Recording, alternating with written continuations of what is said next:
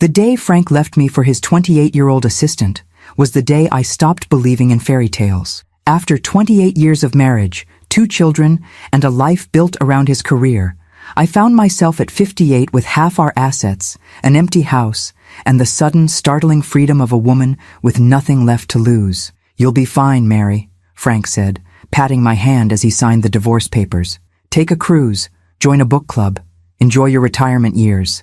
Retirement. As if my life was already over. I waited until his BMW disappeared around the corner before I allowed myself a single indulgent moment of despair. Then I did something that surprised even me.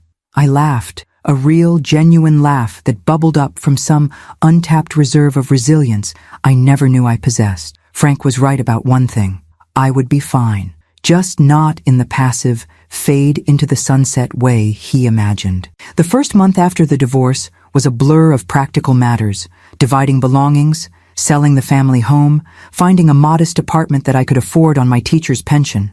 I'd spent 30 years in the classroom teaching high school English and quietly putting aside money while Frank built his legal practice. My savings were modest, but carefully tended, like the herbs I grew on my windowsill, unspectacular, but resilient. My daughter Olivia called daily from Seattle, where she'd built a successful career as an attorney.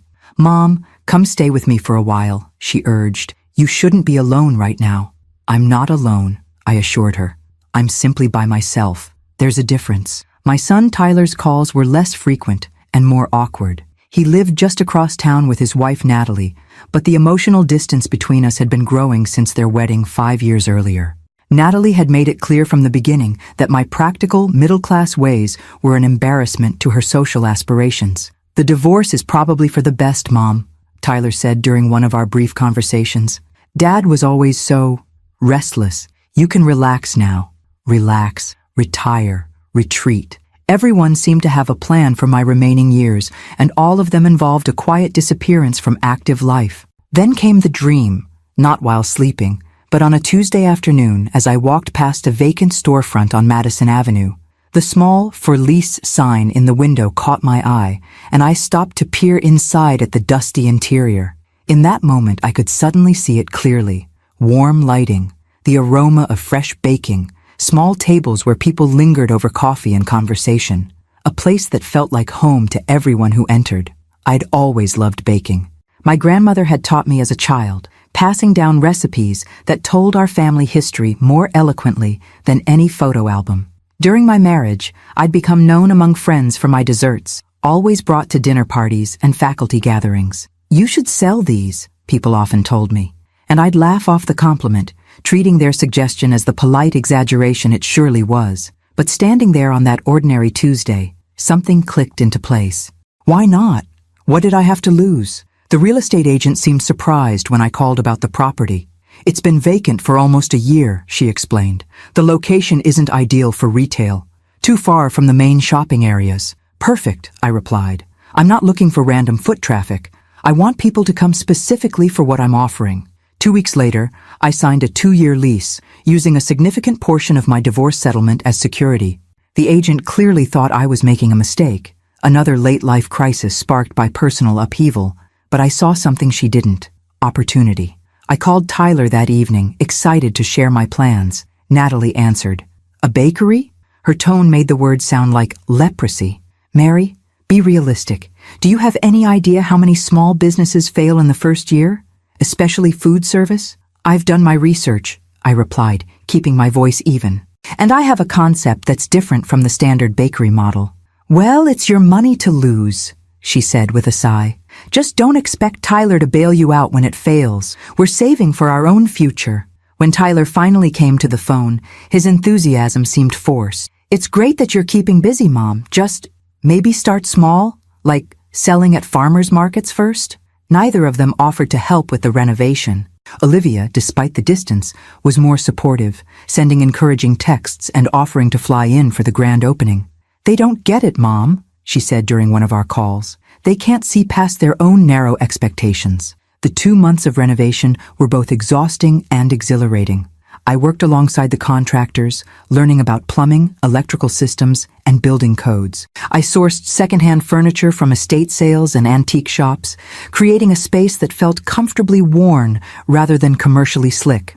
Every decision, from the color of the walls, warm butterscotch, to the style of lighting, vintage pendants with soft amber glow, was deliberate, designed to evoke the feeling of being in someone's home rather than a retail establishment. The heart of the space was the display counter, an antique library card catalog I'd restored and modified to hold small desserts in each drawer. Above it hung a sign hand-painted by a local artist, Sweet Memories Bakery and Cafe. A week before opening, Tyler and Natalie finally visited. They arrived in their luxury SUV, Natalie dressed as if for a casual photo shoot rather than a construction zone. Her eyes swept the space with barely concealed disappointment. "It's quaint," she said, touching a vintage table with the tip of one manicured finger. "Very rustic chic, though this location is certainly challenging." Tyler at least attempted enthusiasm. "The counter is cool, Mom. Very unique." "That's the point," I explained, trying to contain my excitement despite their dampening presence. "Everything here tells a story. The desserts will each come with a card explaining their origin. My grandmother's German chocolate cake that she made during wartime with rationed sugar. The lemon bars that got me through my first teaching job. Stories with desserts?" Natalie exchanged a look with Tyler that made my heart sink. "That's different. It's what will set us apart," I insisted. "People don't just want food. They want connection, meaning, a sense that they're part of something larger than themselves." "Well, I'm sure the retirement community crowd will love it," Natalie said with a thin smile. "Speaking of community, we should get going. We have dinner with the Crawfords tonight. Bob's considering Tyler for the new regional manager position." They left after less than 15 minutes, offering no help, no meaningful encouragement, just a vague promise to drop by the opening if we can. Opening day arrived with both terror and excitement. I'd hired 2 part-time employees, Jade, a purple-haired art student who managed the coffee service, and Miguel, a culinary school student who assisted with baking. Both had responded to my unusually specific job posting, seeking people who understand that food is about stories, not just ingredients. The first day brought a trickle of curious locals, most drawn by the simple, grand opening sign and the aroma of fresh baking. Each customer received personal attention, not just their order, but a brief explanation of its origin, an invitation to sit and savor rather than rush away. Mrs. Peterson, an elderly woman who used a walker, was my first repeat customer, returning that very afternoon. "The currant scones," she said, settling carefully at a table near the window. They reminded me of my childhood in London during the Blitz. We had so little, but my mother always managed something special for Sunday tea. I sat with her during a lull, listening to her stories, realizing that this human connection was exactly what I had envisioned. Not just selling baked goods, but creating a space where memories could be shared, where people felt seen and heard. Olivia sent a massive flower arrangement that brightened the counter all week. Tyler sent a text. "Good luck with the opening, Mom. Sorry we couldn't make it. Crazy week at work." The first month was a financial disaster. I had expected this and budgeted accordingly, but the reality of seeing more money going out than coming in was still sobering. I adjusted opening hours, refined the menu based on what sold and what didn't, and most importantly, I listened to my customers. Mr. Davis, a retired history professor, suggested a weekly story circle where people could gather and share memories connected to food. Mrs. Peterson thought we should offer recipe cards for customers who wanted to recreate their favorites at home. Jade proposed a memory wall where customers could pin notes about their own food recollections. Slowly, deliberately, we implemented these ideas, creating not just a cafe, but a community. By the 3rd month, we had a small but loyal customer base. By the 6th month, we were breaking even. By the end of the first year, Sweet Memories had been featured in the local newspaper as a hidden gem that offered more than just excellent pastries, a journey through time through the language of food. Through all of this, Tyler and Natalie's distance grew. Invitations for Sunday dinners were declined with increasingly thin excuses. When they did visit the cafe, it was always brief, always with an air of indulgent tolerance, as if humoring an elderly relative's eccentric hobby. "You're working too hard, Mom," Tyler would say, checking his watch. "At your age, you should be enjoying life." "I am enjoying life," I would reply, "more than I have in years." During one of their rare visits, nearly 18 months after opening, Natalie made a remark that crystallized everything. As I served them my grandmother's Black Forest cake, explaining how the recipe had come from the old country and survived 2 world wars, she smiled thinly. "It's sweet how you found this little project to occupy your time after the divorce," she said. "So many women your age just fall apart when their marriages end." In that moment I understood. They were waiting for me to fail. My success, however modest, didn't fit the narrative they had constructed. The abandoned wife, finding comfort in a quaint hobby before eventually accepting her diminished place in the world. Every achievement, every small victory, was a challenge to their perception of who I was supposed to be. That night, after closing, I sat alone at one of the small tables, surrounded by the business I had built from nothing, and made a decision.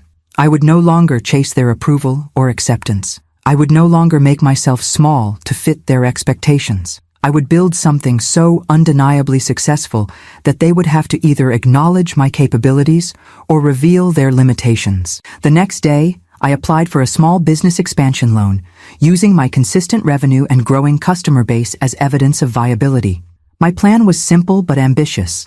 A second location, a cookbook featuring our most popular recipes and their stories, and a line of packaged goods for local specialty markets. As I signed the loan application, I felt a sense of both liberation and resolve. The path ahead would be challenging, but I was no longer the woman Frank had left behind, unsure and defined by her relationships to others. I was Mary Donovan, small business owner, baker of memories, architect of my own future, and I was just getting started. The expansion loan was approved with surprising ease. My meticulous bookkeeping and the cafe's steadily growing revenue had impressed the loan officer, a no-nonsense woman named Barbara who confessed she was a regular customer. "Your financials are impeccable," she told me, sliding the approval documents across her desk. "And your raspberry white chocolate scones got me through my divorce last year." I signed the papers with a mixture of excitement and terror. This was real money, not just my divorce settlement that I could afford to lose, but debt that would need to be repaid. The responsibility felt both heavy and exhilarating. That evening, I called Olivia to share the news. "Mom, that's amazing!" Her genuine enthusiasm warmed me across the miles. "Have you told Tyler?" "Not yet," I admitted. "I thought I'd wait until I've secured the new location. You know how he and Natalie feel about the cafe. Who cares what they think?"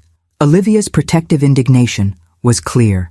"This is your business, your success. They should be celebrating with you, not judging from the sidelines." She was right, of course, but the growing distance between my son and me was a wound I preferred not to probe too deeply. Instead, I channeled my energy into finding the perfect spot for the second Sweet Memories location. The new cafe would be in Westbrook, an up-and-coming neighborhood 15 minutes from the original. The space was larger, with better foot traffic and the bonus of a small patio for outdoor seating. The lease terms were reasonable, and the landlord, charmed by my concept, agreed to some of the renovations I needed. The day I signed the lease, I finally called Tyler. "That's a big step, Mom," he said after I'd shared my news. His tone was carefully neutral. "Are you sure you're not overextending yourself?" "The numbers support it," I replied, trying to keep the defensiveness from my voice. "First location is showing 20% growth year over year." "Well, congratulations then." A muffled voice in the background. Natalie, no doubt. "Listen, we're just heading out to dinner with Nat's boss. Can I call you tomorrow?" He didn't call tomorrow, or the day after. When I finally heard from him a week later, it was a brief text. "Good luck with the new place. Crazy busy at work. Talk soon." I refused to let their lukewarm response dampen my determination. The second location opened 4 months later with twice the staff and an expanded menu that included lunch items, each with its own story card, of course. The local paper did a feature on our expansion, highlighting our unique concept and loyal customer base. "Mary Donovan is reimagining what a neighborhood cafe can be," the reporter wrote. "In an age of identical chain coffee shops, Sweet Memories offers something increasingly rare: authenticity and genuine connection." I sent the article to both my children. Olivia called immediately, bubbling with pride. Tyler sent another text. "Nice article. Congrats." As the second location found its footing, I began working on the next phase of my plan, packaged goods for retail. I started small. Our most popular cookie varieties packaged in distinctive tins with story cards tucked inside. Through a customer connection, I secured shelf space in 3 specialty food shops, testing the market's response. The cookies sold out within days. We increased production, adding more varieties, expanding to more stores. Each package featured our distinctive logo, a vintage teacup with steam forming the shape of an open book, and the tagline, "Every bite tells a story." 2.5 years after Frank had left me with a patronizing pat on the hand, I was running 2 successful cafes and a growing wholesale business. My staff had expanded to 15 people across both locations, with Miguel promoted to head baker and Jade managing the original cafe. I had health insurance, a small but growing retirement account, and something I hadn't anticipated, a reputation as a savvy businesswoman. The local Chamber of Commerce invited me to speak at their small business development luncheon. The community college asked if I would guest lecture for their culinary entrepreneurship course. A regional business magazine included me in their Women to Watch feature. Through it all, Tyler and Natalie's absence was a persistent ache. They had visited the original cafe exactly twice in the past year and hadn't yet seen the second location. Holiday gatherings had become exercises in scheduling conflicts and last-minute cancellations. When we did manage to be in the same room, conversation was superficial, focused on safe topics like weather and generic news items. The real breaking point came during Thanksgiving of the 3rd year. I had invited them to my apartment for dinner, nothing elaborate, just family time. The day before, Tyler called. "Mom, I'm really sorry, but we can't make it tomorrow. Natalie's boss invited us to his lake house for the weekend. It's a huge opportunity for her. The executive team will be there." I gripped the phone tightly. "Tyler, it's Thanksgiving. We haven't had a family dinner in months." "I know, and I feel terrible. But this could mean a promotion for Nat. We'll make it up to you, I promise." After hanging up, I sat at my kitchen table, surrounded by ingredients for the meal I'd planned to cook, and allowed myself to feel the full weight of their rejection. This wasn't just about a missed holiday dinner.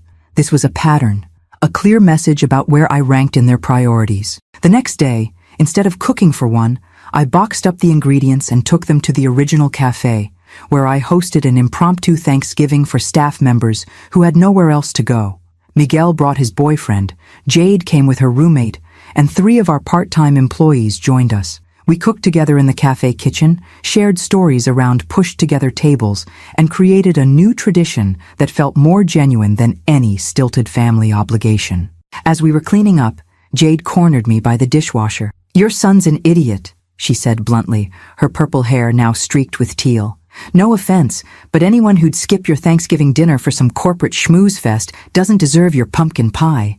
I laughed despite myself. "It's complicated. His wife is controlling and status-obsessed," Jade finished for me. "Yeah, we've all met her.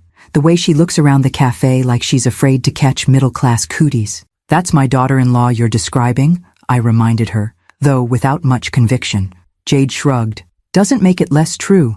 You've built something amazing here, Mary. Something real. Some people just can't recognize value unless it comes with a designer label." Her words stayed with me as I continued expanding the business. By the 4th year, we had added a 3rd cafe location, and our packaged goods were in 27 stores across the state. I had hired a small business consultant to help manage the growth, a sharp-eyed woman named Diane, who took one look at my operations and declared them impressively organized but ready for next-level systems.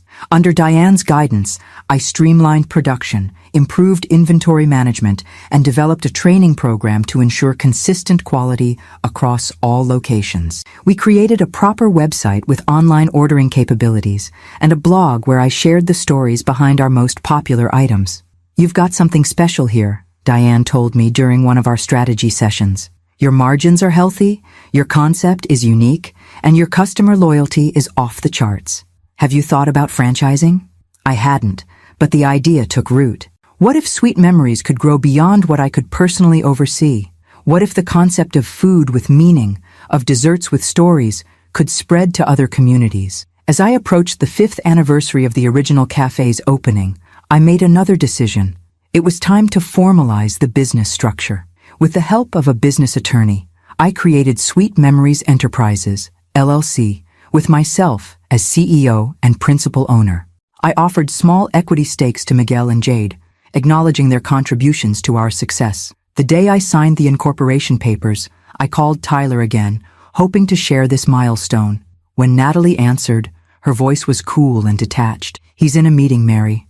I'll have him call you back." He didn't call back. Instead, I received another text later that evening. "Sorry I missed your call. Congrats on the business stuff. Heading to Chicago tomorrow for a conference. Talk soon." That night, I opened a bottle of wine and sat on my small balcony, contemplating the strange paradox of my life. Professionally, I was more successful than I'd ever dreamed possible. I had created something meaningful from nothing, proved my capabilities to myself and others, and built financial security on my own terms. Yet personally, I was losing my son inch by inch, day by day. Each achievement seemed to push him further away, as if my success was somehow a threat or a rebuke.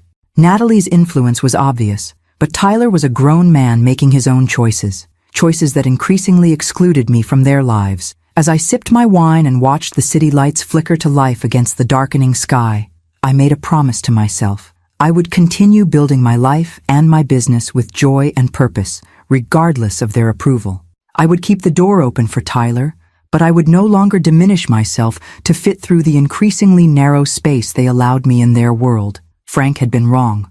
I wasn't fine in the passive, diminished way he had imagined. I was thriving, growing, evolving, becoming more fully myself with each passing day, and no one, not even my own son, would make me feel small again. By year 5, Sweet Memories had become something I barely could have imagined when I signed that first lease.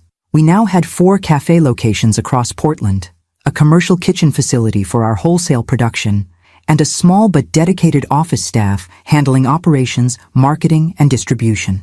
Our packaged goods line had expanded to include seasonal gift collections, corporate gift programs, and a subscription service that delivered story boxes monthly to customers nationwide, each containing assorted treats and their accompanying narratives. The Sweet Memories cookbook, featuring 50 recipes and their histories, had been published by a regional press and was in its 3rd printing.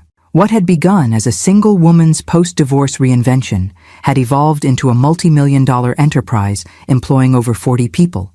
Industry publications had taken notice, featuring us in articles about innovative food businesses and customer experience trends. A national morning show had even included us in a segment about businesses with heart. Through it all, I remained hands-on, not micromanaging, but preserving the soul of what made Sweet Memories special. I still developed new recipes, still wrote the story cards, still made appearances at each location to connect with customers and staff. Money had never been my primary motivation. Creating something meaningful was what drove me. The irony wasn't lost on me that as my business family grew closer and more supportive, my relationship with Tyler and Natalie continued to deteriorate. We were down to exchanging obligatory birthday and Christmas texts, with occasional stilted phone calls that never lasted more than 5 minutes. I hadn't seen them in person for nearly 18 months, despite living in the same city. Olivia remained my steadfast supporter, visiting regularly from Seattle and cheering each new achievement. During one such visit, as we shared wine in my new condo, a significant upgrade from my post-divorce apartment, she finally addressed the elephant in the room. "Have you thought about just confronting them?" she asked bluntly. "Asking Tyler directly why he's cut you out of his life?" I swirled the Cabernet in my glass, watching it catch the light. Many times. But what would that accomplish? He'd make excuses, Natalie would manufacture scheduling conflicts, and nothing would change. Or maybe he'd have to face what he's doing, Olivia countered. Maybe he doesn't even realize how much he's hurt you. "He knows," I said softly. "He chooses to ignore it because acknowledging it would mean either changing his behavior or admitting he's prioritizing Natalie's social climbing over his relationship with his mother. Neither option appeals to him." Olivia shook her head. "I don't understand what happened to him. We weren't raised to be this way." "Status happened," I replied. "Natalie's vision of the perfect life happened, and I don't fit that vision, especially now that I'm a reminder of what can be accomplished without the trappings they're killing themselves to maintain." The truth was, through business connections and Portland's relatively small social circles, I'd heard things about Tyler and Natalie's situation. They had purchased a house in West Hills that stretched their finances to the breaking point. Natalie drove a new luxury SUV, replaced every 2 years. They took lavish vacations they couldn't afford and joined clubs with steep membership fees. The image was immaculate. The reality, from what I gathered, was a house of cards built on credit card debt and financial stress. My success only highlighted the contrast between substance and appearance, between creating genuine value and maintaining expensive facades. No wonder they kept their distance. My very existence had become an implicit critique of their choices. In the 6th year, an unexpected opportunity arose. A wealthy customer who had become a regular at our original location approached me after hours one day, introduced himself as James Whitaker, and made a surprising proposal. "I have a property in Naples, Florida," he explained, settling into one of our vintage chairs. "Beachfront, spectacular views. Been in my family for generations, but none of my kids want it. Too far from their lives in New York and LA." I nodded politely, wondering where this was going. "I've been thinking about selling, but the right buyer matters to me. This morning, enjoying your lavender shortbread and reading its story about your grandmother's garden, I had a thought." He leaned forward. "Have you ever considered expanding to Florida?" The idea was so unexpected I laughed. "Florida?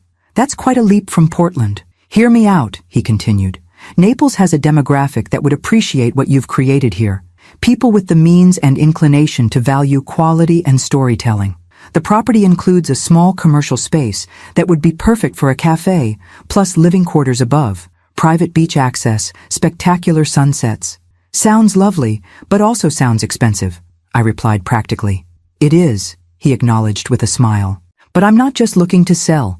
I'm looking to invest. I'd be interested in becoming a silent partner in a Sweet Memories Florida expansion, with the property as part of my investment." He handed me his card, James Whitaker, Whitaker Investments.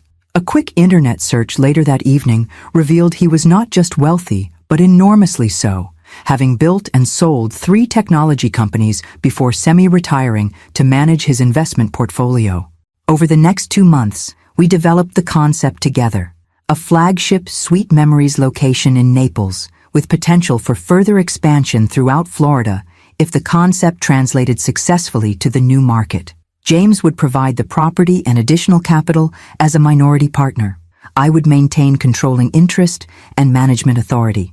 The business case was sound, the opportunity exceptional, but the decision meant dividing my time between Portland and Florida, at least initially, until the new location was established. It meant stepping further away from day-to-day operations in Portland, trusting my team to maintain our standards and culture. "You've built a strong organization, Diane," my business consultant assured me when I shared my concerns. "Your systems are solid. Your team is capable." This is the natural next step for a founder, learning to lead from a higher level while preserving the essence of what makes the business special. After careful consideration and extensive discussions with my leadership team, I signed the partnership agreement with James. At 64, I was embarking on a bi-coastal expansion of the business I'd built from the ashes of my divorce. The irony of establishing a base in Florida, the stereotypical retirement destination, while actively growing my company, was not lost on me. The Naples location took 8 months to complete. I traveled back and forth regularly, overseeing renovations, hiring staff, adapting our concept to the new market while maintaining its essential character.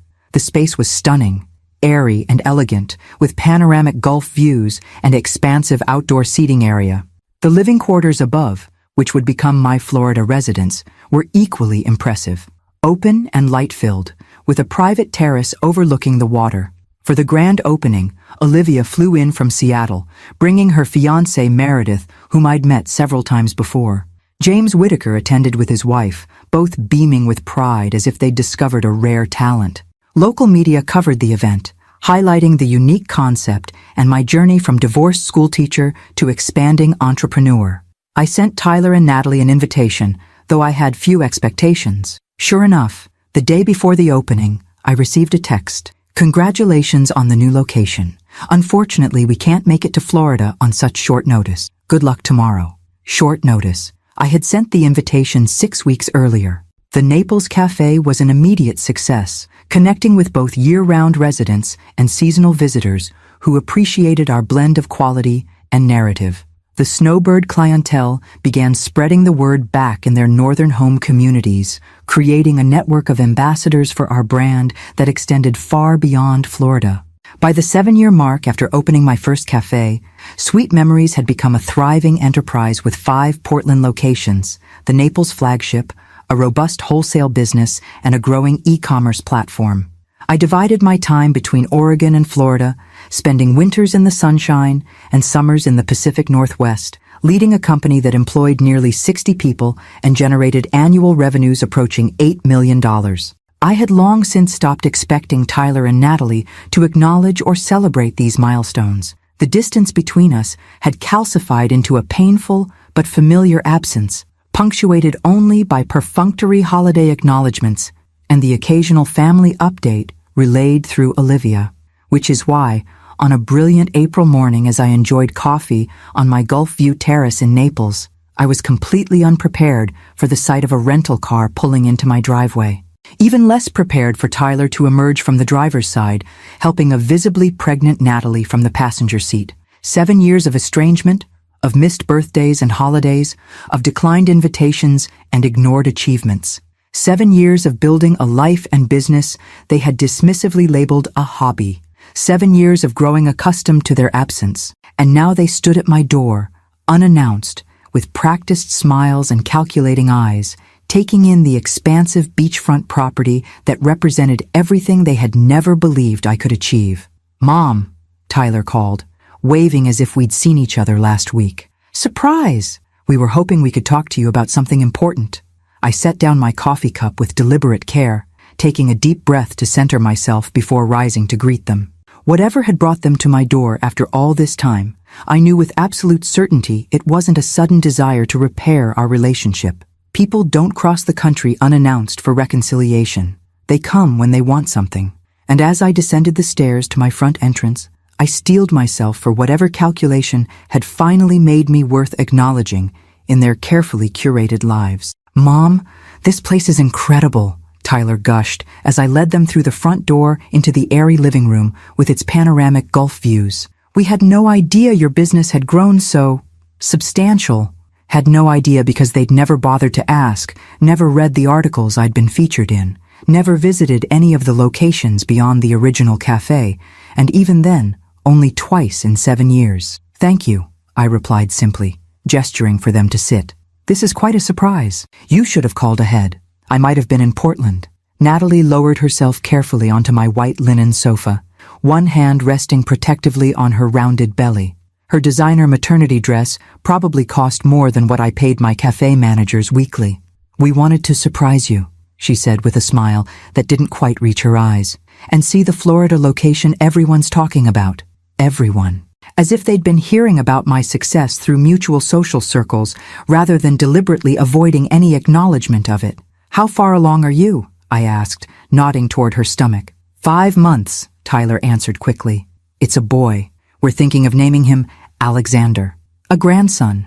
I would be a grandmother, and they hadn't even told me about the pregnancy until now, halfway through.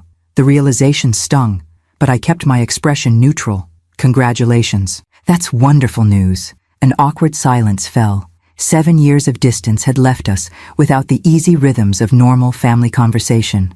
I waited, knowing they hadn't flown across the country simply to share pregnancy news that could have been delivered by phone. "So," Tyler finally continued, glancing around the room with obvious appreciation, "we had no idea you were doing so well. The Naples location, the beachfront property, you've really built something impressive, Mom." "Thank you," I said again, waiting for the other shoe to drop. Natalie leaned forward slightly. "We've been following your success from afar. Tyler always said you had a good business sense. A revision of history so blatant it was almost laughable. And now, with the baby coming, we've been thinking about family a lot, about connections, about new beginnings." There it was, the preamble to whatever they actually wanted. "New beginnings," I echoed, keeping my tone neutral. Tyler nodded enthusiastically. "Exactly. We've been so caught up in our careers, our lives in Portland. We've let too much time pass without proper family connection. 7 years, I said quietly. His expression faltered slightly. Has it really been that long? Since we've had a meaningful conversation? Yes. Since you've shown genuine interest in my life? Longer. Natalie jumped in smoothly. Which is exactly why we're here. To reconnect. To make things right before the baby comes. I studied them both. These strangers who shared my blood and name but had chosen to exclude me from their lives until this moment. Tyler looked thinner than I remembered, with new lines around his eyes that spoke of stress. Natalie's polished exterior remained intact, but there was something desperate in her overly bright smile. I appreciate the sentiment, I said carefully, but I'm curious about the timing. Why now?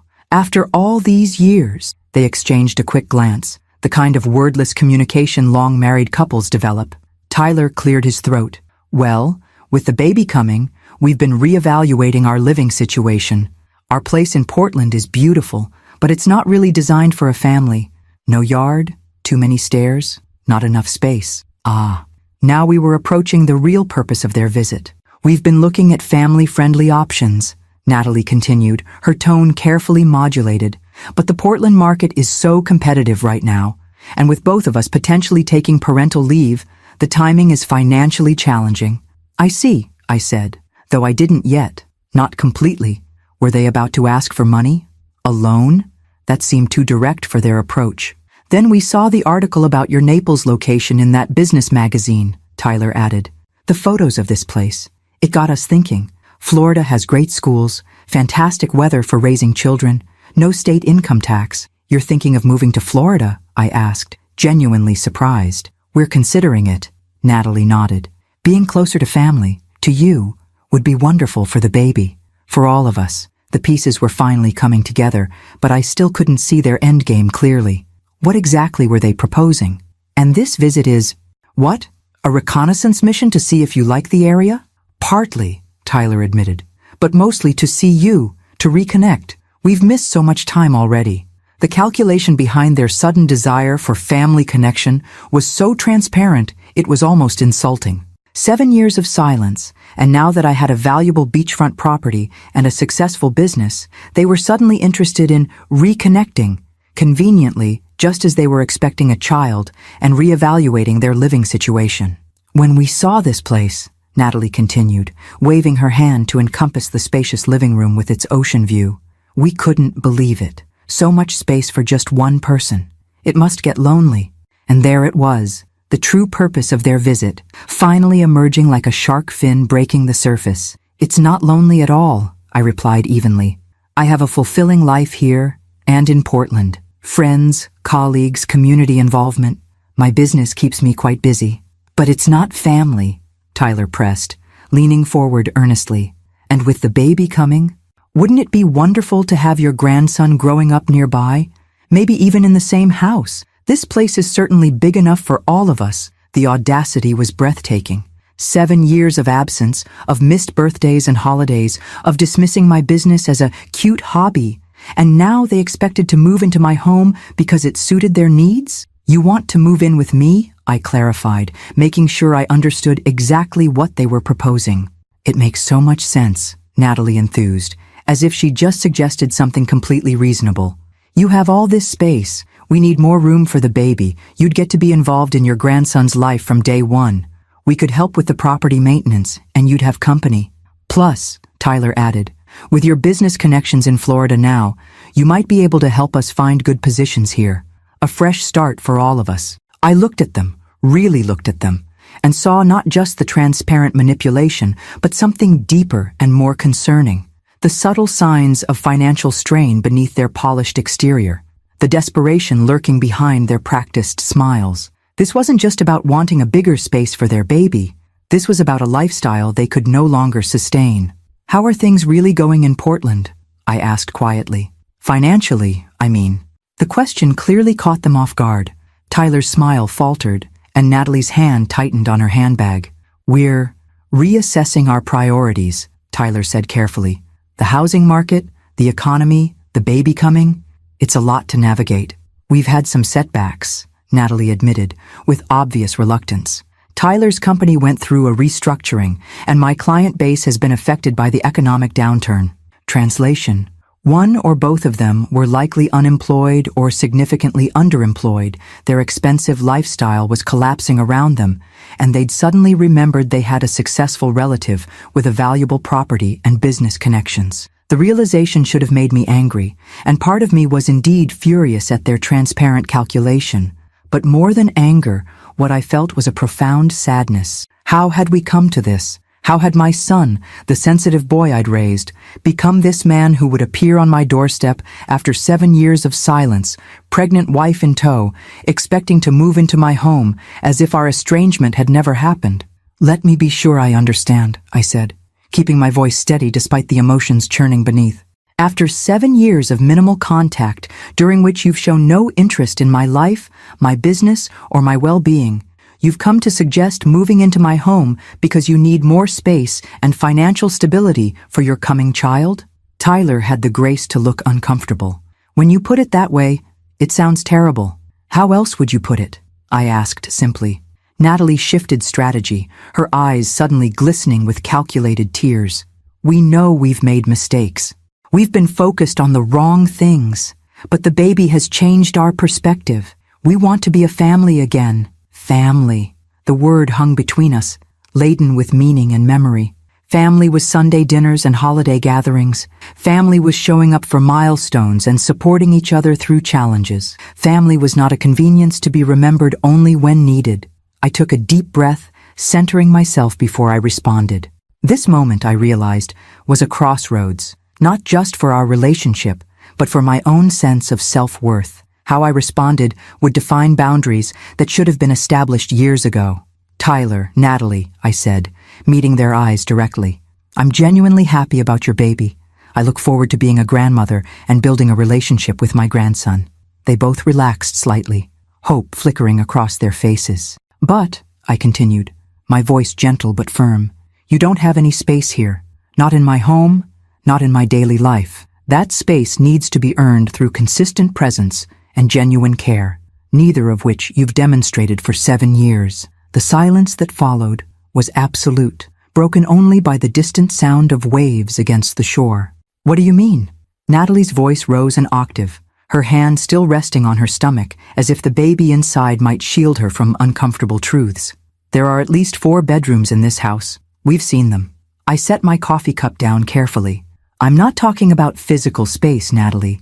I'm talking about space in my life." Tyler's face flushed. "Mom, we're talking about your grandson, your family." "Family," I repeated, letting the word hang in the air between us. "Tell me, when was the last time you treated me like family, Tyler? Was it last Christmas when you promised to call and never did? Perhaps it was my 65th birthday that neither of you acknowledged? Or maybe during my business expansion celebrations that you were always too busy to attend?" The color drained from his face. "That's not fair. We've been busy building our lives, focusing on our careers, which apparently haven't worked out so well," I interrupted, my voice remaining calm despite the emotions churning beneath the surface. "Otherwise, you wouldn't be here asking to move into my home." Tyler stood abruptly. "If you're going to throw our situation in our faces, sit down, Tyler," I said, not unkindly but with unmistakable authority. "I'm not throwing anything in your face. I'm simply acknowledging reality, something this family has avoided for too long." Surprisingly, he sat, looking more like the chastened teenager who had broken curfew than the 37-year-old man he now was. "Here's what's going to happen," I continued. "No, you cannot move into my home. This is my sanctuary, earned through years of work that you both dismissed as a cute hobby. However, I will help you, but on my terms, not yours." Natalie's eyes narrowed suspiciously. "What does that mean?" "It means I'll use my connections to help you find jobs if you're serious about relocating to Florida. It means I'll ensure my grandson has proper medical care by covering those expenses directly. It means I'll establish an education fund for the baby that neither of you can access for any other purpose. You think we'd steal from our own child?" Natalie's indignation was theatrical. "I think you're desperate, and desperate people make poor choices," I replied evenly. "But what I know for certain is that you don't get to ignore me for 7 years and then claim rights to my home, my wealth, or my daily life without earning back a place in my heart. Tyler's expression was a complex mixture of shame, anger, and something else. Perhaps respect. "We're not asking for handouts." "Yes, you are," I corrected him gently.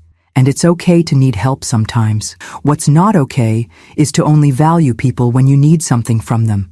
The harsh truth hung in the air between us. 7 years of accumulated hurts, misunderstandings, and deliberate distancing couldn't be erased with one convenient reunion driven by financial necessity. "So that's it?" Natalie's voice had taken on the sharp edge I remembered from years ago. "After everything Tyler's done for you?" I couldn't help but laugh. "What exactly has Tyler done for me in the past 7 years, Natalie? Please, enlighten me." Her mouth opened and closed without producing a sound. Tyler stared at the floor. "That's what I thought," I said, rising from my chair. "Now, if you'd like my help finding employment and ensuring proper care for my grandson, I'm happy to discuss that further. If you came expecting to move in and be financially supported, then we have nothing more to talk about." What happened next surprised me. Tyler, my conflict-avoidant son who had spent his entire marriage deferring to Natalie's stronger personality, suddenly stood and walked to the window overlooking the Gulf. "She's right, Nat," he said quietly, his back to us. "We can't just show up after all this time and expect her to take us in." Natalie's face registered shock. "Tyler, your mother clearly doesn't understand our situation." "Our situation," he interrupted, turning to face her, "is that we've been living beyond our means for years, racking up debt trying to maintain appearances. Our situation is that we've been evicted from our house and maxed out our credit cards. Our situation is that we've spent so much time chasing status that we've forgotten what actually matters." I watched this exchange with growing astonishment. This was not the son I'd watched fade from my life, the man who let his wife dictate the terms of his family relationships. "And now," he continued, his voice gaining strength, "we show up at my mother's door, a woman we've effectively ignored for 7 years, expecting her to solve our problems. Can you blame her for saying no?" Natalie's eyes filled with tears, whether from genuine emotion or tactical manipulation, I couldn't tell. "I'm pregnant, Tyler." "What are we supposed to do?" "What everyone else does," I interjected calmly. "You work, you budget, you make sacrifices, you build a life within your means." Tyler ran a hand through his hair, a gesture so reminiscent of his father that it momentarily took my breath away. "Mom's right. We need to stand on our own feet." The look Natalie gave him could have frozen the Gulf of Mexico in July. "Stand on our own feet? In case you've forgotten, we're unemployed, homeless, and expecting a baby. Your mother is living in luxury while we're facing ruin." "A luxury I earned," I reminded her quietly, "through a business you both mocked." For a moment, the only sound was the gentle lapping of waves against the shore and the distant call of seagulls. Then Tyler did something I never expected. He reached for my hand. "I'm sorry, Mom," he said, his voice breaking slightly. "For everything. For the distance, for dismissing your business, for showing up like this. You deserved better from me." The simple apology, delivered without excuses or qualifications, caught me completely off guard. In all our years of strained relations, Tyler had never acknowledged his role in our estrangement so directly.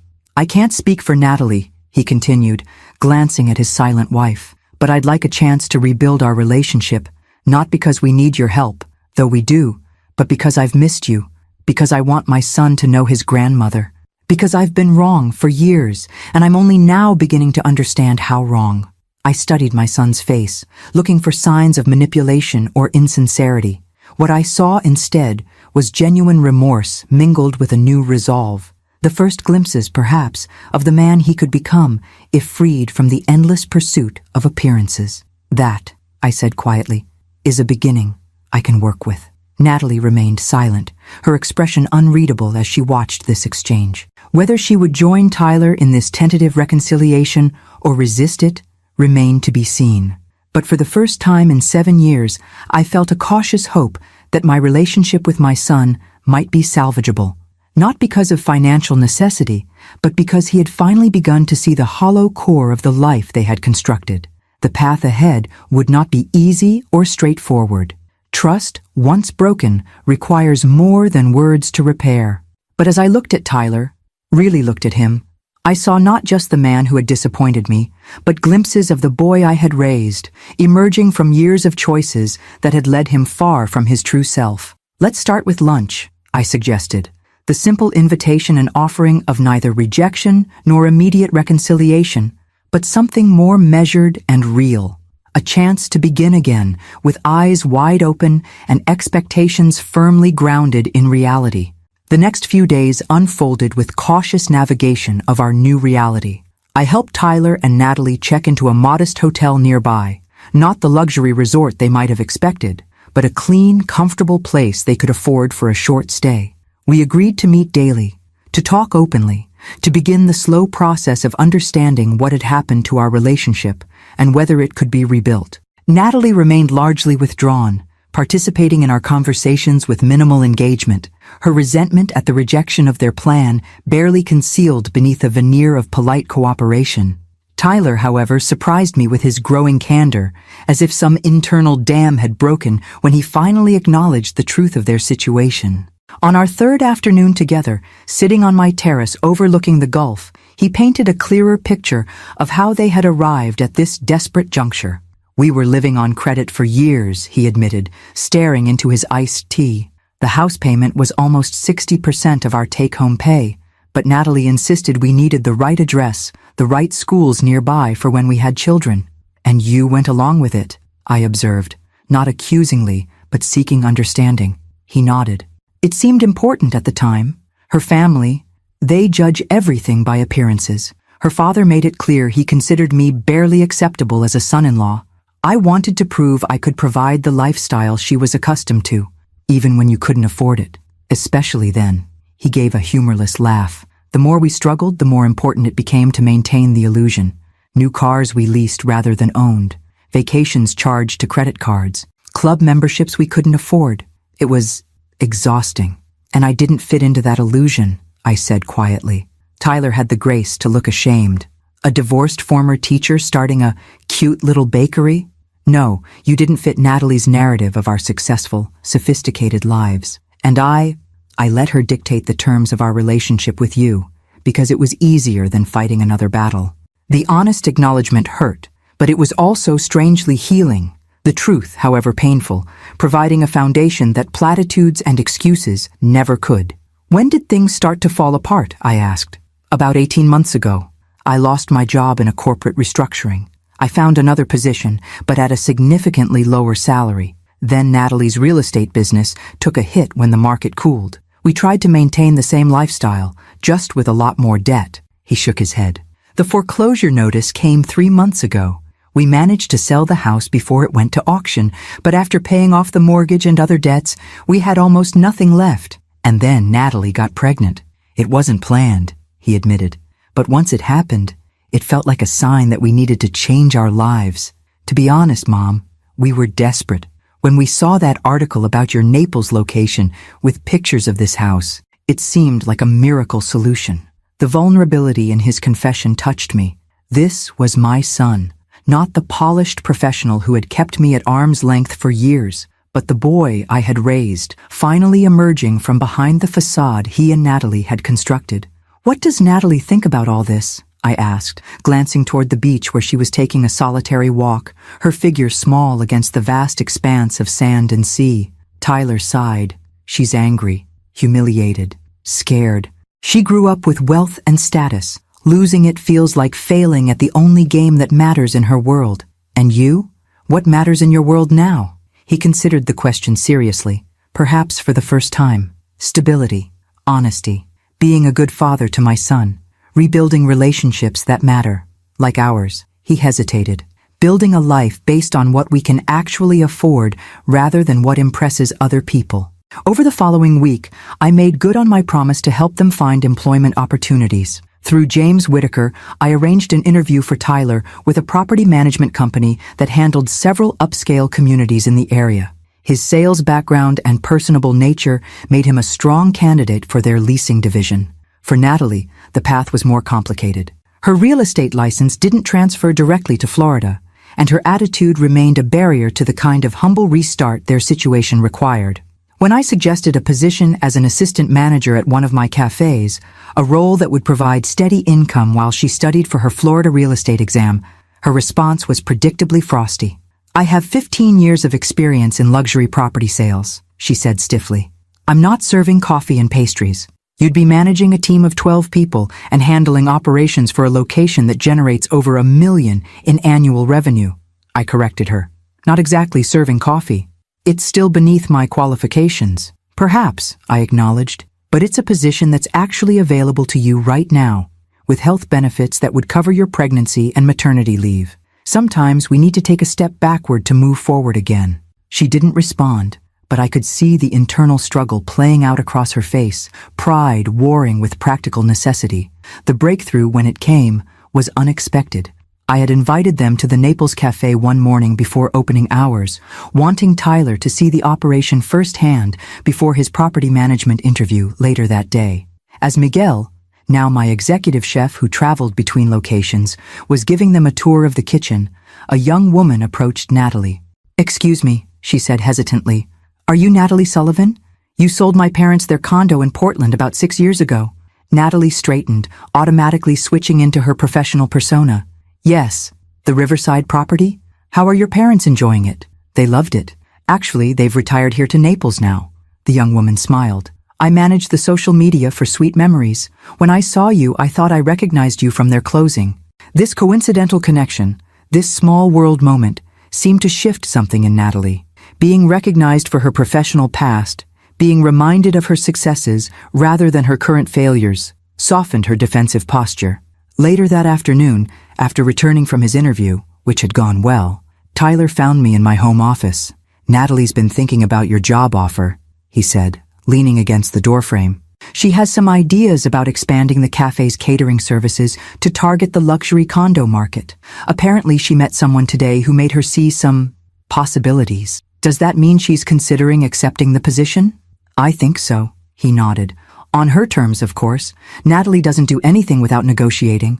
I smiled despite myself. Of course not.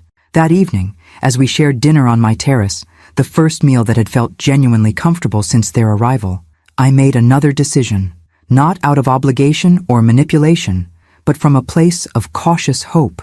"I've been thinking," I said as we finished our meal. "There's a small guest cottage on the property, just beyond the garden. It has 2 bedrooms, its own kitchen, separate entrance. It would need some updating, but..." I met Tyler's eyes directly. "If you both find stable employment here, if you're serious about rebuilding our relationship, you could stay there, temporarily, while you get on your feet." The offer hung in the air between us, not the full integration into my home and life they had initially expected, but a compromise that offered both proximity and appropriate boundaries. "That's incredibly generous," Tyler said quietly. "Thank you." Natalie nodded, her expression still guarded, but with a new hint of humility. "It would give us time to establish ourselves here, to prove we're serious about making changes." "That's the idea," I confirmed. "Not a rescue, but a bridge to your own stability, with clear expectations on all sides." As the sun set over the Gulf, painting the water in shades of gold and crimson, I felt a cautious optimism take root. The path ahead would not be easy or straightforward. Trust, once broken, requires more than words and temporary gratitude to repair. But for the first time in 7 years, I could envision a future that included my son, his wife, and my soon-to-arrive grandson. Not on their terms or even entirely on mine, but on new terms we would negotiate together, with honest acknowledgement of the past and clear-eyed awareness of what healthy boundaries required. Frank had been wrong about so many things when he left me, but perhaps most wrong in his assumption that my story was ending just as the most interesting chapters were beginning to unfold. The renovation of the guest cottage became a litmus test for our fragile new beginning. I hired contractors for the major work, updating the bathroom, replacing the outdated kitchen appliances, repairing the roof, but suggested that Tyler and Natalie handle the cosmetic improvements themselves, painting, minor repairs, decorating within a reasonable budget I provided. "Sweat equity," I explained when Tyler looked surprised at my stipulation. "It's important that you invest yourselves in creating your new home, not just have it handed to you." Initially, Natalie balked at the idea of manual labor. "I've never painted a room in my life," she admitted with characteristic bluntness. "Perfect time to learn," I replied mildly. "YouTube has excellent tutorials." What I didn't say What didn't need saying was that this process would reveal whether they were truly committed to changing the patterns that had led to their current situation. Would they approach this opportunity with entitlement and resentment, or with gratitude and effort? The answer would shape our path forward. To my cautious optimism, they rose to the challenge. Tyler threw himself into the work with unexpected enthusiasm, revealing a knack for practical repairs I hadn't known he possessed. "Dad never let me help with household projects," he explained when I commented on his surprisingly competent plumbing repair. "He always said it was faster to do it himself than teach me." More surprising was Natalie's gradual engagement. She began by supervising from a careful distance, clipboard in hand, but eventually donned old clothes and joined the painting efforts, her perfectionism channeled into making sure every stroke was flawless. By the third week, she had created detailed design boards for each room, working within the modest budget with creativity I hadn't expected from someone who had previously equated quality exclusively with price. Meanwhile, their professional lives were taking shape. Tyler had secured the position with the property management company, starting at a middle management level with promise for advancement. The work suited him, people-oriented, varied, with clear metrics for success, but without the cutthroat corporate culture he'd become accustomed to. Natalie's journey was more complex. After several days of evident internal struggle, she accepted the assistant manager position at the Naples Cafe, approaching it with the same determination she'd previously applied to luxury real estate. To everyone's surprise, perhaps especially her own, she excelled in the role. "She has an eye for detail and systems that's remarkable," Miguel reported after her first month. "She's already streamlined our catering ordering process and identified 3 inefficiencies in our inventory management." "And the staff?" I asked, knowing Natalie's imperious tendencies could clash with our carefully cultivated workplace culture. "Rocky at first," he admitted, "but she's learning. That humility workshop you suggested for the management team came at the perfect time." I had indeed scheduled the workshop strategically, framing it as professional development for all location managers rather than intervention specifically for Natalie. The facilitator, a skilled executive coach who had worked with my leadership team before, understood the subtext without it being explicitly stated. "Your daughter-in-law has tremendous potential," she told me privately afterward. "Beneath the defensive armor is a woman with exceptional intelligence and drive. She just needs to stop equating vulnerability with weakness." True transformation, I was learning, rarely follows a straight line. There were setbacks alongside the progress. Days when Natalie retreated into cold efficiency to mask her discomfort at taking direction from people she would previously have considered beneath her notice. Moments when Tyler slipped back into conflict-avoidant patterns, deferring to her mood swings rather than maintaining the healthier balance they were struggling to establish. Our family dinners, now a weekly ritual, became a barometer for their progress. Some evenings were marked by genuine conversation and surprising moments of connection. Others featured Natalie's tight-lipped responses and Tyler's anxious attempts to smooth ruffled feathers. But unlike the past, we were actually showing up, actually trying, actually acknowledging the elephant in the room when tensions arose. "I don't know how to do this," Natalie admitted during one particularly honest conversation as her pregnancy advanced into the 3rd trimester. "My family never discussed problems directly. We just pretended everything was fine while judging each other mercilessly, behind closed doors." "That explains a lot," I observed, not unkindly. She smiled ruefully. "I suppose it does." The cottage was completed a month before her due date, transformed from a neglected caretaker's residence into a charming, comfortable home that reflected both practicality and care. The day they officially moved in from their temporary hotel accommodations, I presented them with a housewarming gift, a handmade quilt for the baby's room, crafted by a local artisan who supplied decorative textiles for my cafes. "It tells a story," I explained, showing them how each panel depicted a different scene from coastal life. Dolphins playing in the waves, pelicans soaring above mangroves, turtles making their way to the sea. "So Alexander will grow up knowing he's part of something larger than himself, connected to this place and its natural rhythms." Natalie ran her fingers over the intricate stitching, her expression softening in a way I rarely witnessed. "It's beautiful," she said quietly. "Thank you." That evening, sitting alone on my terrace, I reflected on the unexpected journey of the past 2 months. When Tyler and Natalie had first appeared on my doorstep, I had seen only their transparent calculation, their sudden convenient interest in family connection. I had expected nothing but manipulation and entitlement, and had steeled myself accordingly. What I hadn't anticipated was the possibility of genuine change, halting and imperfect certainly, but real nonetheless. Watching my son rediscover his voice and confidence, seeing my daughter-in-law struggle with humility and occasionally succeed, I found myself hoping for what had seemed impossible just weeks earlier: a functional, if complicated, family relationship. The true test came unexpectedly at 2:17 a.m. on a Tuesday, 3 weeks before Natalie's due date. My phone's insistent ringing pulled me from deep sleep. "Mom?" Tyler's voice was tight with panic. "Natalie's water broke. We're heading to the hospital now." "I'll meet you there," I said, already reaching for clothes. Would you come get us instead? Natalie asked for you specifically." The request, from Natalie, not just Tyler, was so unexpected it momentarily left me speechless. "Of course, I'll be there in 5 minutes." What followed was a night of intense vulnerability. Natalie, stripped of her careful composure by pain and fear, gripping my hand alongside Tyler's as contractions intensified. The careful barriers she had maintained, even during our recent thaw, crumbled in the face of childbirth's raw reality. "I'm scared," she admitted, in a rare moment of complete honesty between contractions. "What if I'm a terrible mother? What if I do to Alexander what my parents did to me?" "You won't," I assured her, wiping her forehead with a cool cloth, "because you're aware of the risk, because you're already asking the right questions. How can you be so sure?" Her eyes, usually guarded, were wide with genuine fear. "How can you even trust me with your grandson after how I've treated you?" "Because people can change," I said simply. "I'm living proof of that. 7 years ago, I was a recently divorced teacher, starting over at an age when most people are winding down. Now I'm running a multi-state business. Change is possible when we're willing to do the work." A contraction overtook her before she could respond, but the look she gave me contained something I'd never seen from her before: respect untainted by calculation or resentment.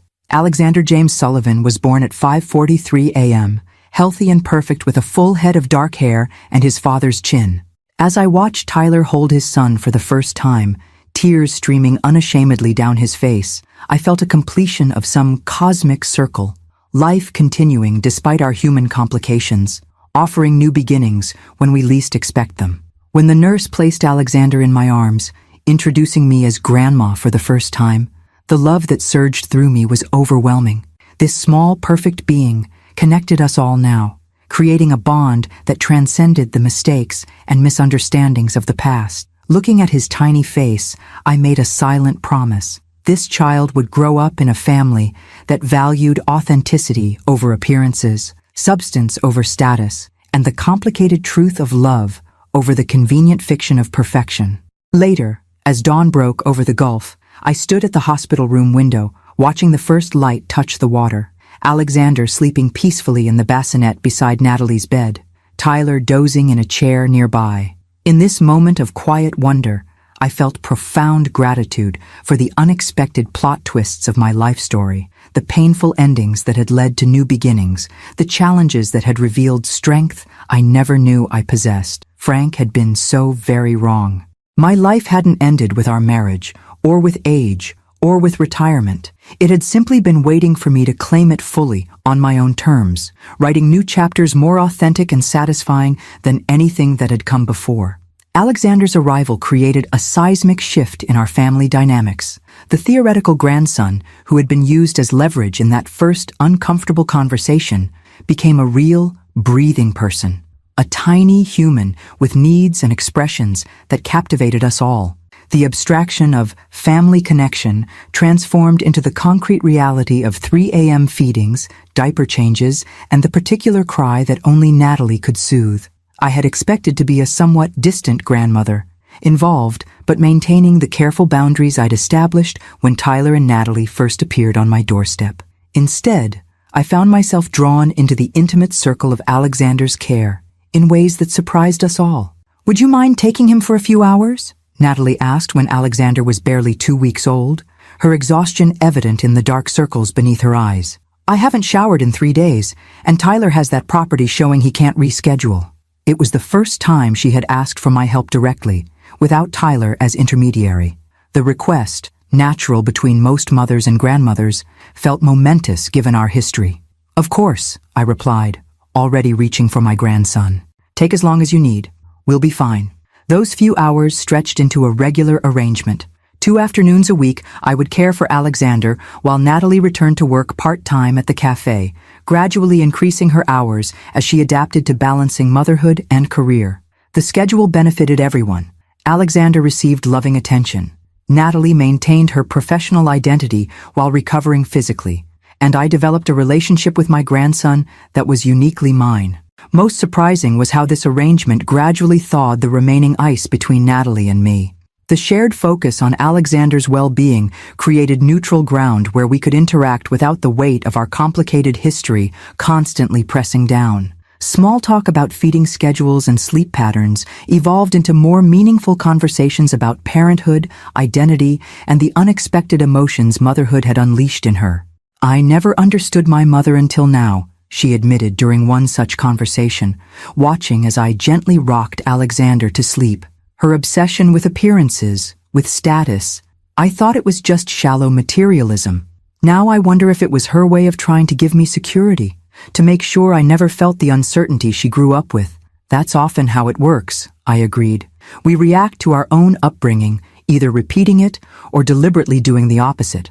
I don't want to repeat my mother's patterns with Alexander." She spoke the words softly, almost to herself. "I don't want him growing up thinking his value comes from what he owns or how he looks to others. What do you want for him instead?" She considered the question seriously. "Confidence. Not the fake kind I've been propping up with designer labels and the right address, but real confidence. The kind you have." The observation caught me off guard. "Me? You built something from nothing after your divorce. You didn't care what anyone thought about your little bakery because you believed in your vision.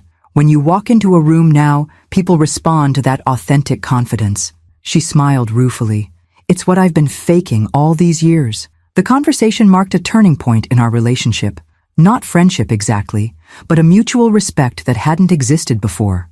We were two very different women, with different values and approaches to life. But we both loved the small boy sleeping peacefully in my arms, and increasingly, we recognized valuable qualities in each other.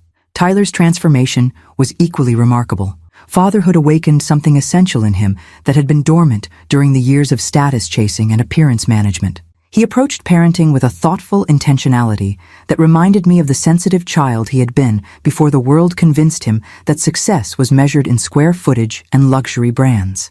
"I want to do it differently than Dad did," he told me one evening as we sat on my terrace, watching the sunset while Alexander dozed in his carrier. He was always so focused on achievement, on measurable outcomes. The first question when I brought home a test was never, "What did you learn?"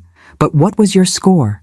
"Your father valued excellence," I said, trying to be fair to the man who, despite our difficult ending, had been a dedicated parent in his own way. "He valued winning," Tyler corrected gently. "There's a difference.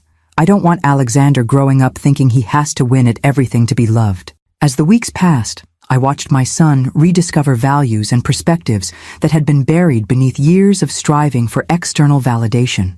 The property management position, initially accepted out of desperate necessity, revealed itself to be a better fit than his high-pressure corporate career had ever been. He had a natural talent for building relationships, for understanding people's needs and concerns, that flourished in this new environment where success was measured in client satisfaction rather than ruthless competition. "I'm being considered for the regional director position," he mentioned casually one Sunday as we prepared dinner together. Another new tradition that had evolved naturally since Alexander's birth. "Apparently, I've brought in more new contracts in 6 months than they usually see in a year." "That's wonderful," I said, genuinely proud. "You seem to really enjoy the work." "I do," he agreed, looking somewhat surprised by his own satisfaction. "For the first time in my career, I don't feel like I'm constantly performing, constantly proving my worth. I'm just doing good work that comes naturally to me." Natalie's professional evolution was more complicated, but no less significant. The assistant manager position at the cafe, initially accepted with barely concealed resentment, had become a platform for her organizational talents and eye for strategic improvement.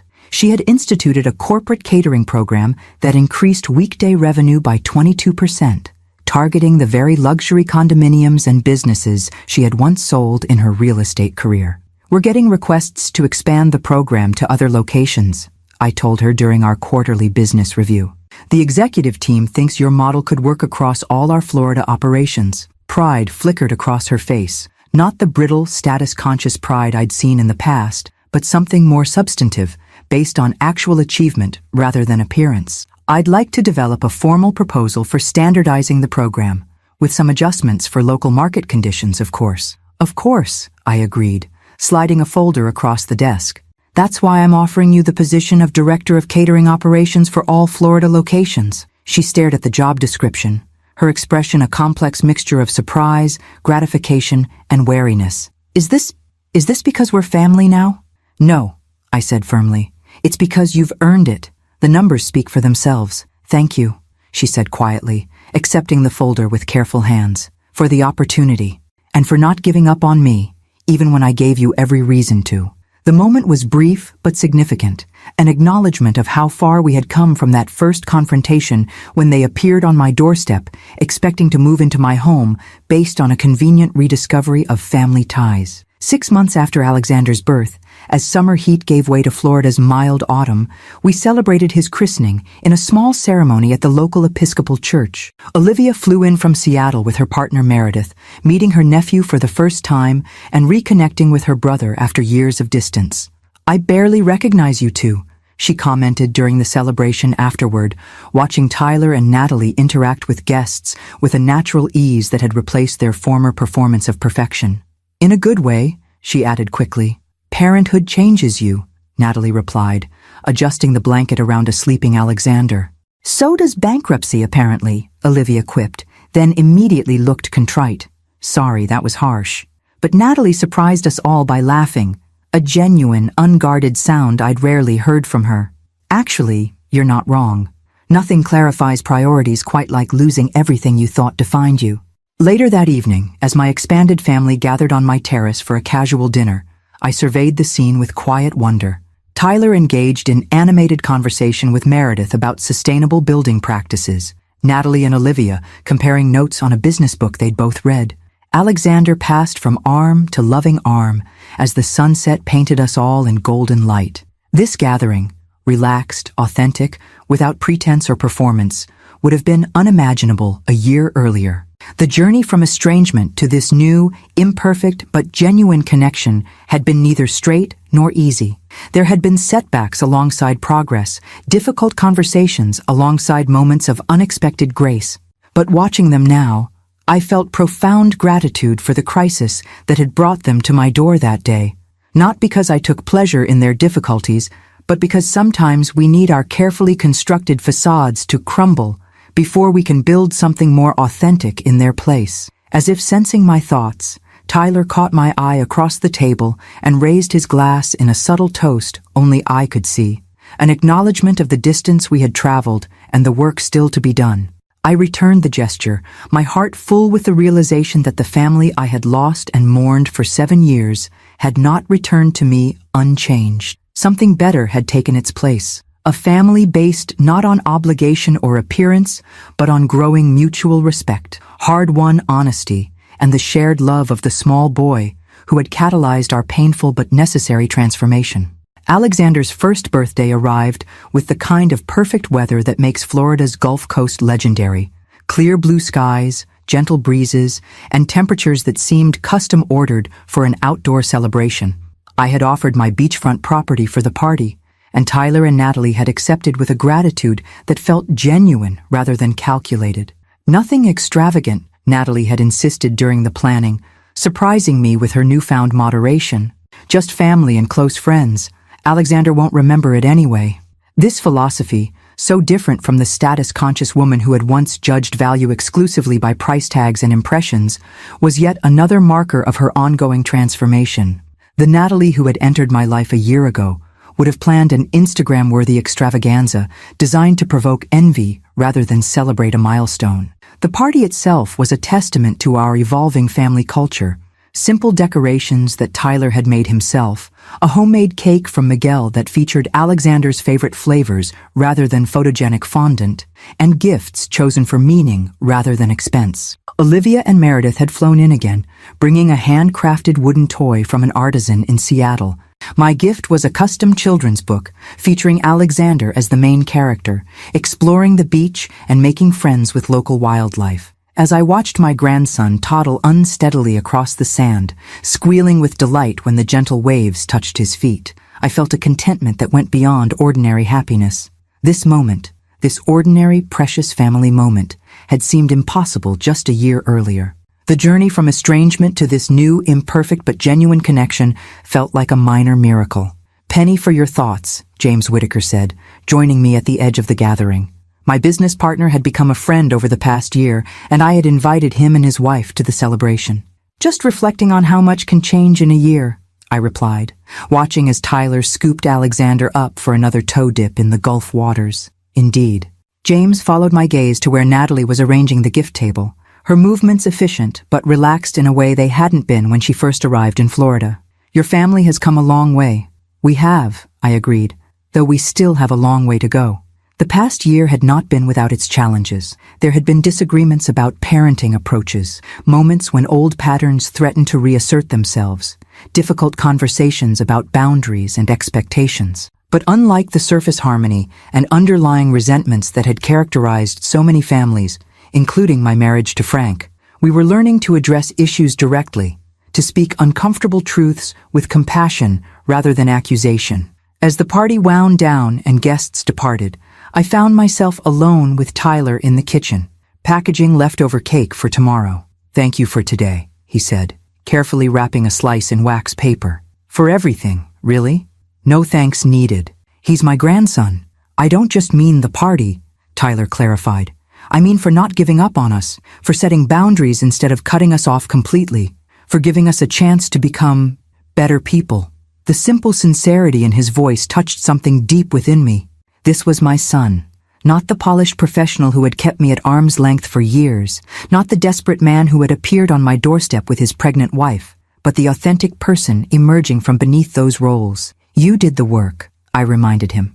"Both of you. I just provided some structure and opportunity." "We wouldn't have done the work without the structure," he said thoughtfully. "We needed the wake-up call, the boundaries, the consequences. We worked in companionable silence for a few moments, the rhythmic sound of waves against the shore providing a peaceful backdrop to our conversation.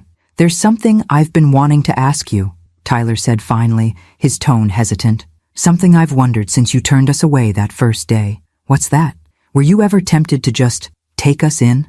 To give us what we asked for, even knowing how entitled and manipulative we were being?" He met my eyes directly. "I mean, you had the space. You had the resources. It would have been easier than the approach you took." The question surprised me with its insight. "Yes," I admitted after a moment's reflection. "There was a part of me that wanted to just open the door wide and welcome you back without conditions. The mother in me wanted to fix everything for you, make it all better." "Why didn't you?" "Because it wouldn't have been better.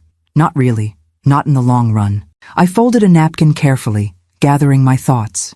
If I had simply rescued you without requiring any real change, I would have been complicit in the very patterns that led to your crisis. I would have been treating you like children incapable of growth rather than adults who needed to face consequences and make different choices. Tyler nodded slowly. It would have been enabling rather than helping. Exactly. And it would have damaged our relationship further, even if it seemed kinder in the moment. I touched his arm gently. True love sometimes means setting hard boundaries. Saying no can be an act of profound care when yes would prevent necessary growth. The conversation might have continued, but Natalie appeared in the doorway, Alexander sleepy in her arms. "Sorry to interrupt, but this little man is fading fast. We should probably head home." Home. The guest cottage had evolved over the past year from temporary refuge to genuine home, filled with evidences of their changing priorities. Bookshelves rather than expensive electronics, comfortable furniture designed for family living rather than impressing visitors, walls adorned with Alexander's handprints and family photos rather than status symbols. As they gathered their things and prepared to leave, I felt a familiar surge of gratitude for the crisis that had brought them to my door that day. Not because I took pleasure in their difficulties, but because sometimes we need our carefully constructed facades to crumble before we can build something more authentic in their place. The next morning, I was surprised by an unexpected visitor.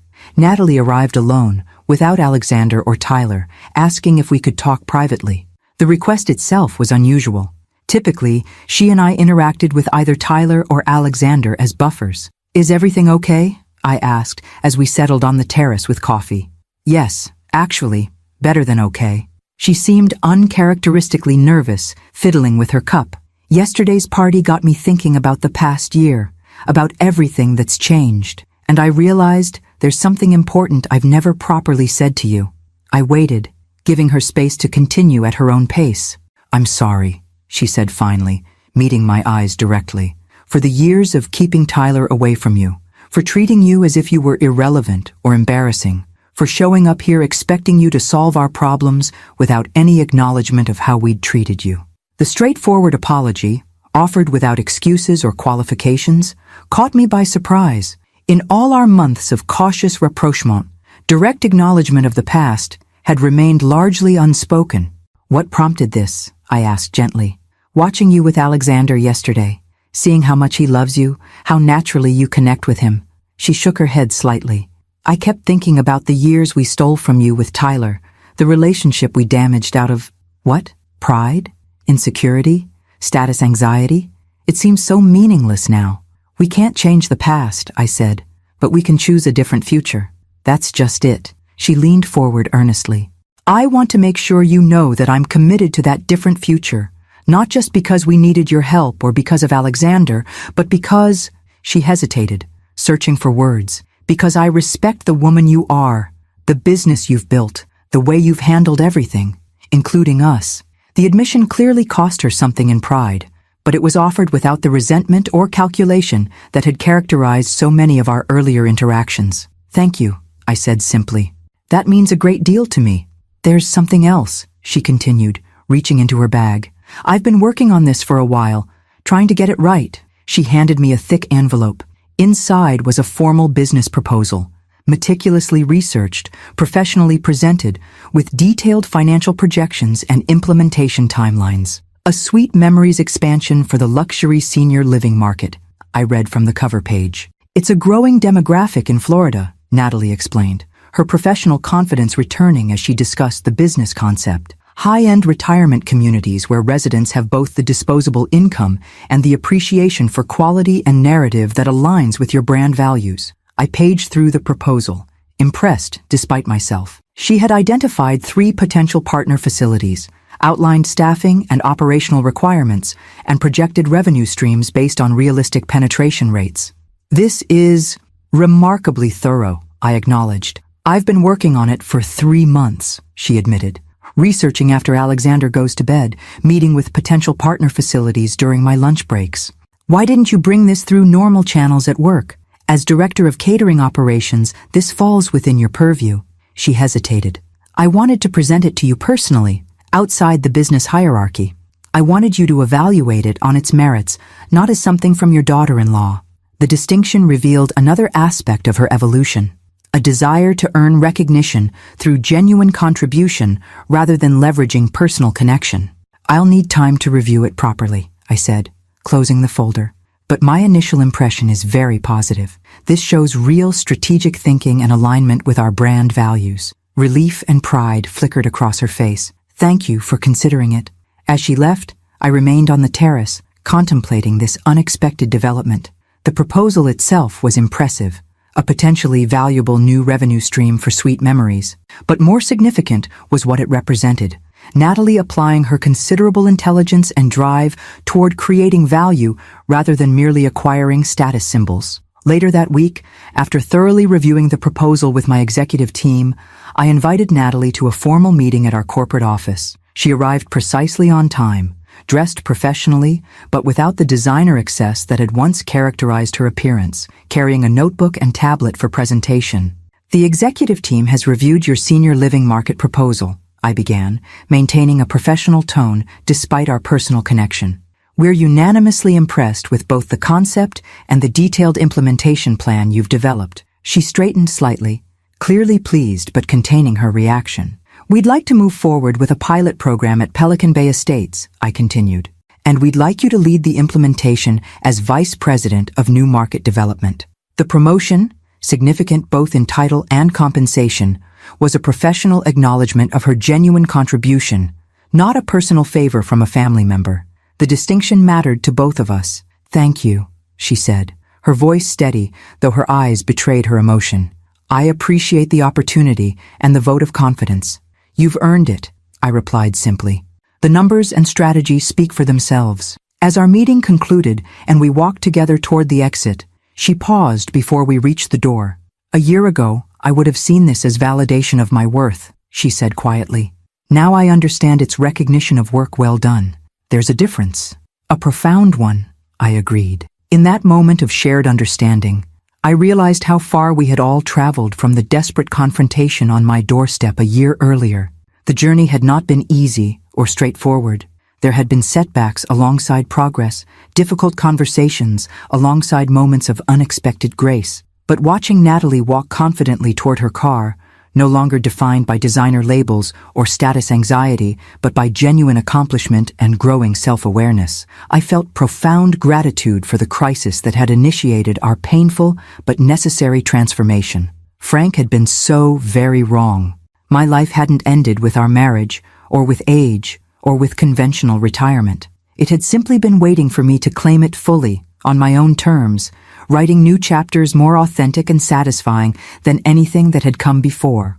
Chapters that now, unexpectedly, included the son I had lost and the daughter-in-law I had never expected to respect. 2 years to the day after Tyler and Natalie had appeared on my doorstep with their desperate plan to move into my home, we gathered on my terrace for a celebratory dinner. The occasion was multifaceted. Alexander's second birthday had passed the week before. Sweet Memories had opened its 20th location, our third in Florida, and Natalie's Senior Living Market initiative had exceeded first-year projections by 38%. To new beginnings that come from difficult endings, Olivia proposed, raising her glass as the sunset painted the Gulf waters in shades of amber and rose. She had relocated to Tampa 6 months earlier to head up the legal department for a major healthcare system, bringing her and Meredith closer to our evolving family circle. And to the wisdom to know the difference between enabling and empowering, Tyler added, his gaze meeting mine with understanding that required no further explanation. As we enjoyed the meal Miguel had prepared specially for the occasion, I found myself observing the subtle but profound shifts in our family dynamics. Tyler and Natalie still had their moments of tension, but they had developed healthier ways of navigating disagreements. Their relationship with each other had matured as they individually grew, less codependent, more genuinely supportive.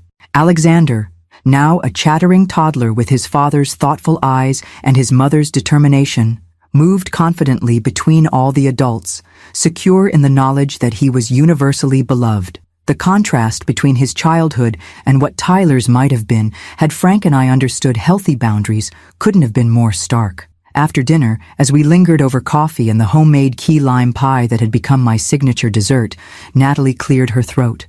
We have something we'd like to discuss with everyone, she began, exchanging glances with Tyler.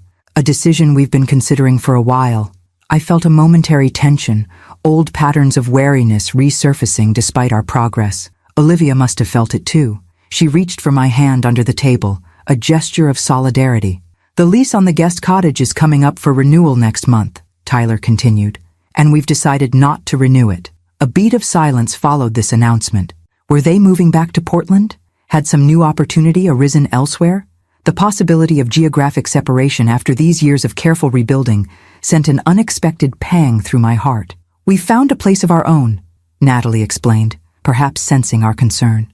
A modest house about 15 minutes from here, 3 bedrooms, good school district, reasonable commute for both of us. It's nothing fancy, Tyler added, a note of pride in his voice that had nothing to do with square footage or address prestige. But it's within our means, our actual means, not our aspirational ones. We can afford it on our current salaries while still saving for Alexander's education and our retirement. The responsible financial planning, The priority placed on security rather than appearance, the commitment to living within their actual resources, all represented a fundamental shift from the values that had driven them into crisis 2 years earlier. "That's wonderful news," I said sincerely. "I'm proud of you both. We couldn't have done it without you," Natalie acknowledged, the admission coming more easily than it once would have. "Not just the financial breathing room you gave us with the cottage, but the lessons about what really matters." "I just provided structure and opportunity," I reminded her, echoing what I'd told Tyler a year earlier. "You did the hard work of changing." "Nevertheless," Tyler said, reaching for an envelope on the side table, "we wanted to mark this milestone with something meaningful." He handed me the envelope. Inside was not another business proposal or financial document, but a simple card containing a handwritten letter.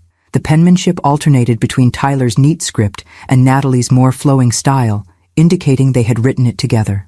"Dear Mom, 2 years ago, we arrived at your door with nothing but desperation, entitlement, and a baby on the way. We expected rescue on our terms. You offered transformation on yours. The easy path would have been to simply take us in, to solve our immediate problems while enabling the patterns that created them. Instead, you chose the harder, braver, more loving path of boundaries and consequences wrapped in genuine support. You modeled for us what we hope to teach Alexander, that true strength comes from authenticity, not appearance, that genuine success is measured in relationships and contribution, not possessions or status, that love sometimes means saying no, when yes would be easier but ultimately harmful. As we prepare to move into our own home, one we can truly afford, one that represents values we actually believe in rather than ones we think will impress others, we want you to know that your influence extends far beyond the financial support or business opportunities you've provided. You changed our family's story, not by rescuing us, but by refusing to. Not by fixing our problems, but by creating conditions where we could fix them ourselves. Not by pretending the past hadn't happened, but by acknowledging it and moving forward with clear eyes and open hearts. Thank you for being the mother and grandmother our family needed, even when it wasn't what we thought we wanted. With love and gratitude, Tyler and Natalie. I read the letter twice, emotions welling up unexpectedly. The journey of the past 2 years, from estrangement to crisis to this new, hard-won connection, had transformed us all in ways none of us could have anticipated that day on my doorstep. "I don't know what to say," I admitted, uncharacteristically at a loss for words. "You don't need to say anything," Tyler assured me. "We just wanted you to know that we understand now. What you did, why you did it, what it gave us. Even me," Natalie added, with a small, self-deprecating smile. "Especially me, perhaps." As the evening continued, conversation flowing easily among us, I found myself reflecting on the strange, unexpected path that had led us here. If Frank hadn't left me for his younger assistant, I might never have started Sweet Memories. If the business hadn't succeeded beyond anyone's expectations, Tyler and Natalie might never have experienced the crisis that forced them to reevaluate their priorities. If I hadn't established clear boundaries when they appeared on my doorstep, we might all be trapped in unhealthy patterns of resentment and dependence rather than this new relationship built on mutual respect and genuine care. Later, after everyone had gone and I sat alone on my terrace watching the stars emerge over the gulf, I thought about the question Tyler had asked me a year earlier. Had I ever been tempted to simply take them in, to give them what they asked for that day? The truth was both simpler and more complex than I had admitted then. Yes, there had been a part of me, the mother who had missed her son desperately during those 7 years of estrangement, that had wanted to swing the door wide open and welcome them back unconditionally. But there had also been the woman I had become during those same 7 years, the entrepreneur who had built a business on hard work and strategic decisions rather than wishful thinking. The individual who had discovered her own worth, separate from her roles as wife and mother. The person who had learned through painful experience that genuine love requires honesty, boundaries, and sometimes difficult choices. That woman, the one I had become through divorce, reinvention, and determined self-discovery, had known instinctively that true healing couldn't begin with another rescue or another compromise of my own needs and boundaries. It had to start with truth, however uncomfortable, and proceed through accountability toward authentic connection. Your life ended with his, Frank had told me on the day he left, so confident in his assessment of my limited value and potential. How wonderfully, gloriously wrong he had been. My life hadn't ended with our marriage, or with conventional retirement, or even with the painful estrangement from my son. It had simply been waiting for me to claim it fully, on my own terms, writing chapters more authentic and satisfying than anything that had come before. And now, unexpectedly, those chapters included the son I had feared was lost to me forever, the daughter-in-law I had never expected to respect, and the grandson who represented our family's future. A future built not on appearance or obligation, but on the harder, braver, more rewarding foundation of genuine connection and mutual growth. Frank had been wrong about so many things when he left me with that patronizing pat on the hand. But perhaps his greatest miscalculation had been in failing to recognize that endings, however painful, often contain within them the seeds of new beginnings we could never have imagined, if only we have the courage to plant and tend them with wisdom, patience, and unflinching love.